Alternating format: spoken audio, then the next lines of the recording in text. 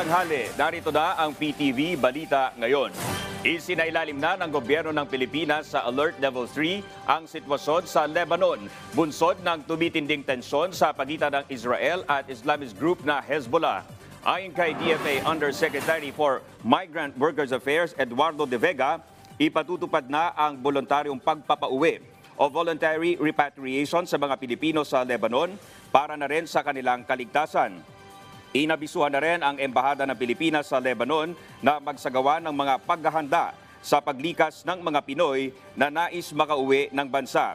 Nagugat ang kaguluhan matapos paputukan ng ilang Palestinian militant ang puwersa ng Israel na nakabase sa Lebanon noong October 7 matapos lang maglunsad ng surprise attack ang grupong Hamas sa Israel.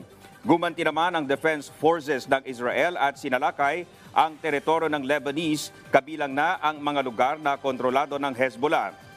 Lumikas na rin ang higit 60 sa higit 3,000 Pinoy na apektado ng gulo sa Southern Lebanon. Higit 17,000 naman ang mga Pilipinong nasa bansang Lebanon. Nagliwanag kagabi ang sentro ng Bacolod City sa tinaguriang pinakamalaking street party sa City of Smiles, ang Electric Mascara. Dinagsa ng mga turista ang parada ng mga makukulay at magagarbong electric float.